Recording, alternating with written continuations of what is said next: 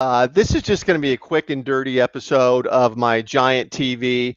Um, and I wanted to do this because I've had a couple things hit me in the last 2 weeks from my community. People I'm connected to, or I'm on their email list, or I see, I'm talking to them and things are going on. And I just see these mistakes being made and people hurting their businesses and hurting the growth process. And so I felt like I want to jump on and just I did not prepare ahead of time for this. It hit me this morning and I wanted to get this out there. So, what I'm talking about, I want to make sure I cover the three areas, but one deals with email and the blunders I'm seeing in email campaigns. These are people where I'm on their email list and I just see how they're interacting with me and they're blowing it, and I see most people doing these things. So I want to cover that and talk about why email is so important. The other thing is the content strategy. It drives me insane. I see people spending time and money, effort on content, LinkedIn and other platforms, and it's doing absolutely nada for them, and especially if they're spending money on it. And I just can't believe it. And so I want to go into that because I've been having a lot of strategies on content uh, creation and talking about what people are doing. And then the other issue is, and this one is another big one, is selling a product versus building a business. There is just an ocean of difference between those two endeavors, and I think what I see a lot of people doing is they're building a business, but they're treating it like they're selling a product. And I'm going to describe what's going on there. So uh, let's jump into the email campaign blunder first. And here's the thing about email is that having an email component as part of the build of your business is critical. And I'm talking about email nurturing because 90% of the people that come into your funnel, if you have kind of your funnel set up where you're making people aware of what you're doing, you're reaching out, and God, willing, you have that going on, where you're reaching out, you have, lead generation campaigns going on. 90% plus of the people that come into your funnel, remember, top of the funnel is awareness. Nobody knows who you are. You're reaching out, awareness. Then you're generating interest. Then you're call to action, et cetera, down the funnel. And 90% of the people that come into your funnel are not going to be short-term leads. You're not going to convert them in the short term. They're going to be long-term leads. And this is true for the best marketing people on the planet. And it just is the way it is. People aren't going to sign up right away. And so uh, for whatever reason, they're busy. They got to think about it. You got to massage them over the price. I mean, who knows what, but long-term leads. So what do you have to do with a long-term lead? You have to nurture that long-term lead, and you can't have somebody come into your funnel and say, "Hey, sounds interesting. I'm going away for 60 days. Let's touch base, in June." You can't do nothing and then reach out in June. They're not going to remember, you know, the conversation. Maybe they don't even remember you. So you have to nurture, and email is a phenomenal tool for reaching a wide audience and being proactive with your outreach and being able to provide value and to continue to build rapport and position yourself as an authority through the emails you're sending as you're nurturing the prospect and clients too. You're trying to make clients sticky. And so your email campaigns, providing value for existing clients is important too. And these email campaigns, I'm not talking about, a onesie and twosie, bing, bing, bing, you're sending out an email. I'm talking about a formal process where, hopefully you're using automation and you're scaling and you have a process where you're gathering email and you're getting into your distribution system like a constant contact, and it's organized and you have a methodology there and a strategy for email.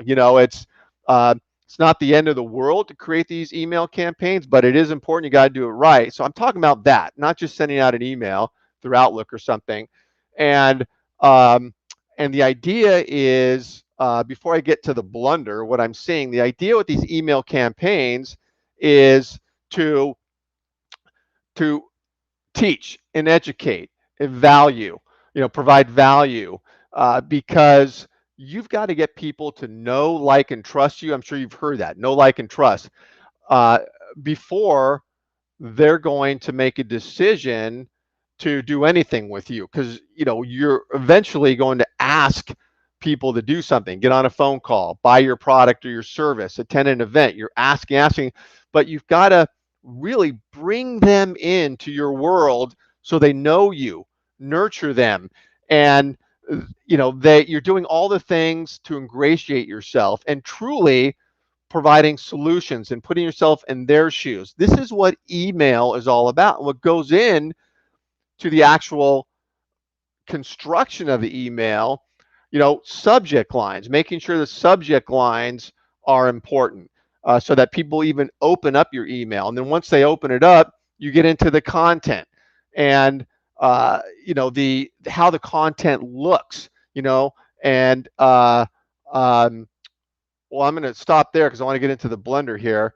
Let me tell you what I got. So this is an email I got. I don't know this person. We're connected, and they're professional. They're a business coach, and I don't know how I got on the email list. I could have subscribed. I have a lot of emails I subscribe to, or they found my email, whatever, which is fine. I don't have a problem with that. But the email I get, the very first one, maybe it was the second one or something, but the very first one I see from this person is just chock full of sales stuff, asking me to do everything under the sun. There is no conversational content there. So it is an email that comes to me, and in there it's, hey, subscribe to these videos, attend this masterclass, here's a free strategy session, blah blah blah blah blah. Ask. There's a photo of the person, they look professional, it's a nice photo. I don't know jack shit about this person. And I'm thinking to myself, you're asking me to do all these things, you haven't even introduced yourself. Imagine if you were in real life and you're walking into a networking event and there's somebody standing there, and you walk right up to them and you just start getting up in their grill, pitching them, asking them, hey, I was wondering if you want to check out my videos or come to my event, or of course you wouldn't do that in real life. Why are you doing it you know through email or LinkedIn and on the platforms? It works the same way. And so it was just like throwing crap up against the wall in this email and seeing what sticks. And within about 3 nanoseconds, my emotions went from like, okay, what is this, to this is garbage. And I just tuned out. I had no desire to read anything else beyond it. I just, for me and what I look at, I started then, I forgot about the content because the way it was presented to me, but I started looking at everything else and started picking it apart. I'm like, God, this person, they have no idea what they're doing. They're pushing people away with this, which is counterproductive of what you need to be doing, is pulling people in. And so it was throwing stuff everywhere. So it was busy. There was just busy and complicated in this email. Ask, which goes against the rule of nurturing, which is market, sell, meaning provide value, then ask them to do something. And this was just the opposite. It was just, asking away. And so it was all over the map. It was busy. It was confusing to the eyes, and there was no conversational content. There wasn't, hi, Paul, my name is blah, blah, blah. There wasn't any sort of dialogue, which is another key element of your email, is make it conversational. You're talking to somebody, make it one-on-one. Instead of thinking this is going out to all your people, it's going out to John or Jane, and talk to them, and include their name in there, and you know, really focus on storytelling in your emails and all the things you should be doing with email. So this email blunder was horrible. You know, I unsubscribed. I'm like, no use here, and so just don't make those mistakes. For sure, think about email nurture. Got to have it. Got to figure out a way to collect emails along your process, get them into the distro system, and then nurture. Now, I'll say this is just sort of an add-on to all this. The way I teach others and why I use it for myself when we're doing email is video. You know, video is king today. There just is no argument anymore. And so if you're shooting short snack-sized videos on hot topics your community cares about, embedding that in the email, people are going to start to really get used to that and expect it and like it because they're more willing to watch a video. You know, make it a minute and a half, 2 minutes. Maybe if it's a big topic, longer as you nurture the audience, you can do longer stuff. But my point is, that's the sort of content, and have a story around that where you're actually writing and speaking to the person with the video. You know, a lot of white space, make it pleasing to the eye, so they don't go in there and get buried. And so there's a science to that, to the email. So that's what I wanted to say about email. Don't make those mistakes. Okay, ditch this content strategy. So I see this all the time. When I see people doing this, I ask questions. So here's what I see. People are sending out content, other people's content. It is not their own content. That's mistake number one, is that they share, here's a top 10 list, Warren Buffett, here's Richard Branson's how-to list, here's Inc. magazine, here's Forbes.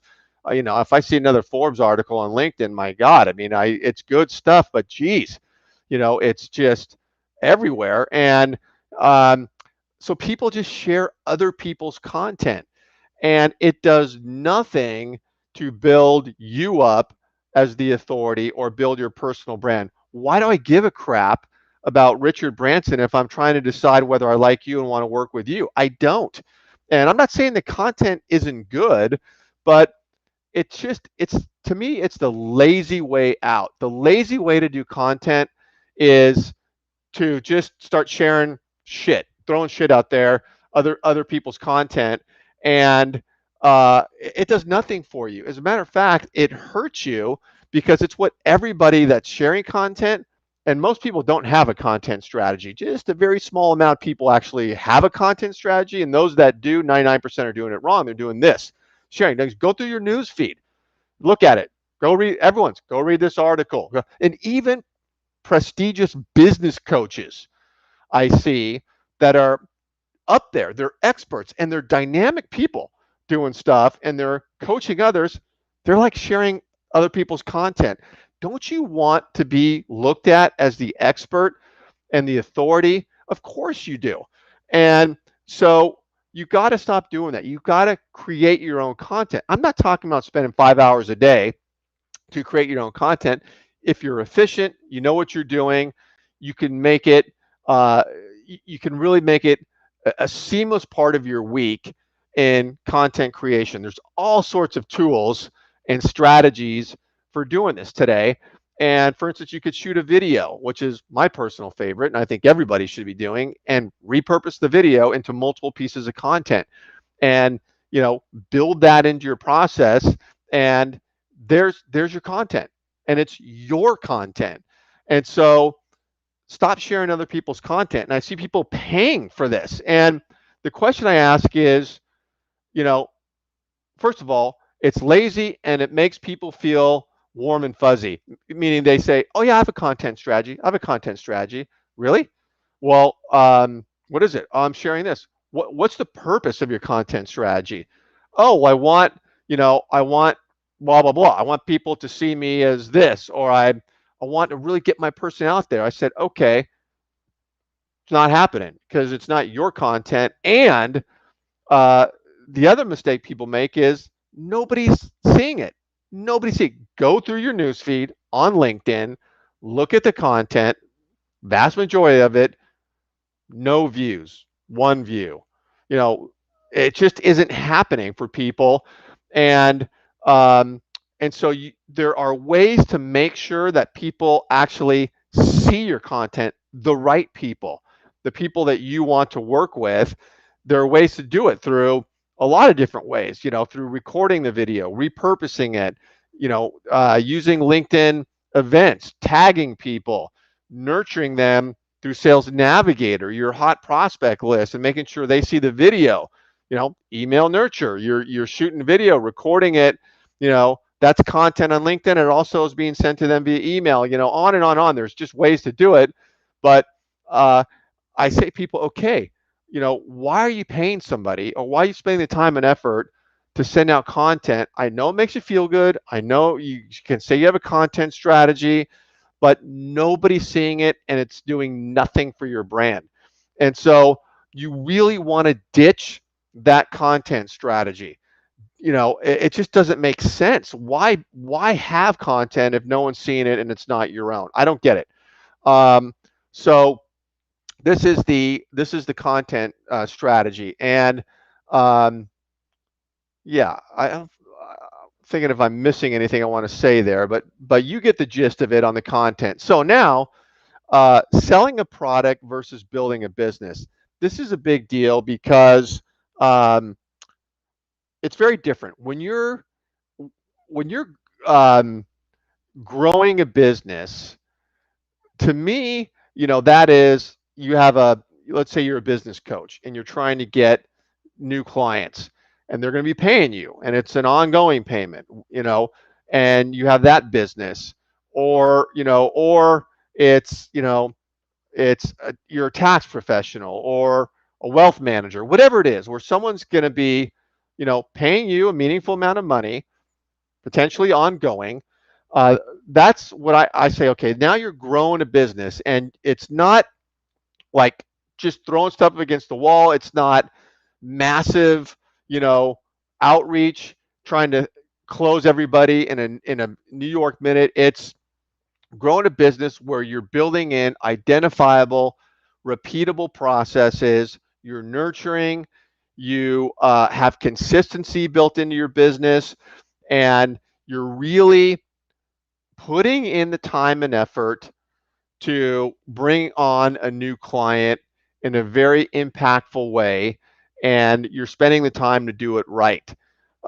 And versus where you're selling a product, where maybe you have a an online course and you're selling it for $40 or $100, and you know, you just, you know, it's scale, and you want to just sell as many of these courses as you can. And so you're not having to spend time one-on-one with a person and really, you know, put in the effort to bond with somebody. You know, it's you're doing all that digitally, and you've already built your course, and you're going out there and you want somebody just to, you know, bam, buy your course, and you're nurturing them, you know, online and so forth. There just is a big difference. And I give an example. So if you're putting on events, for example, where, you know, you're building a business, you're putting on events, and I love virtual events. I'm huge on them. I got 2 live LinkedIn shows every week, Tuesday and Thursday, 1 p.m. Shameless plug, but do show up on my personal site, and my banner flips to my live show on those days. It's great. That's a LinkedIn Live feature, really killer. But so your virtual events, and you're using them to build authority, get in front of A-list prospects, convert, talk to people, and so forth. Um, is that these events leading up to the event, it's really hard to get people to show up to anything, even online, as you know. And people flake, or things come up, whatever the case is. So, using the virtual events example, it's doing them over and over consistently, having a brand around them, and massaging your community to know what it is, to show up, to expect it, to be there, to like it, to see that it's valuable to them. And so, you know, you're doing all the right things with your virtual event, and then you're marketing it in the right way. But you've got to spend the time engaging with your A-list prospects to attend these events and to have any sort of dialogue with them. This is not something you're banging out, and these virtual events. And it requires multiple pieces integrated, marketing pieces, the content for the events, using the LinkedIn event feature and all that, and Zoom and LinkedIn Live if you have it. But it's doing it the right way. But then the important part of building the business when you're using a tool like this is you've got to engage with the people. So if someone's going to come and pay you a meaningful amount of money, they're going to have to learn about you. They're going to have to know you. You can't have them come to events and figure, I'm going to throw an event or two and have a business.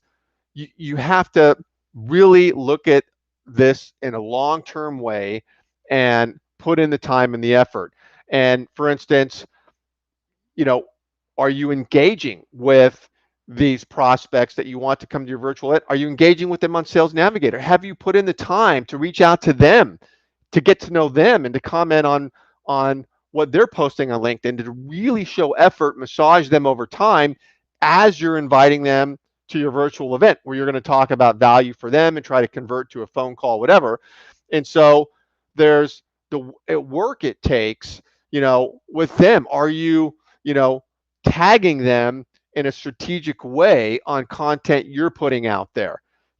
Hey, Jane, I just shot this video on dealing with a toxic employee. I really thought you might get some value from it, and doing that in a methodical way with your prospects. I mean, tools like that you need to incorporate into the build of a business where you're really, really glomming on to your prospects, getting to know them, and them getting to know you.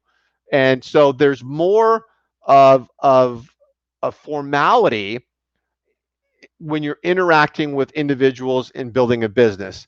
Selling a product, and the mistake I make is I see people treat the building of the business and tools like virtual events and lead generation campaigns, they treat them like they're selling a product where they don't spend the time up front to do that. They're not engaging with people in a meaningful way. They're not positioning themselves as an expert.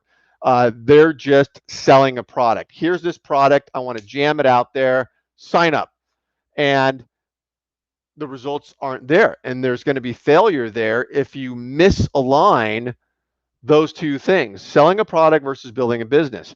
And again, online course, you can jam it out there, crank it out there. You don't need to get to know the person. They don't need to get to know you on a human level where you're having multiple conversations. It's a product. It's a course you're selling. So there just is a big difference. So your mindset's got to understand that product versus business. So that's what I wanted to say today. Those are the three areas I've seen the last 2-3 weeks that have hit me, and thought you'd maybe find some value in passing that along. Remember, every Tuesday and Thursday live on LinkedIn, really trying to put a lot of value out there for you. And we'll look forward to seeing you here again. Thanks.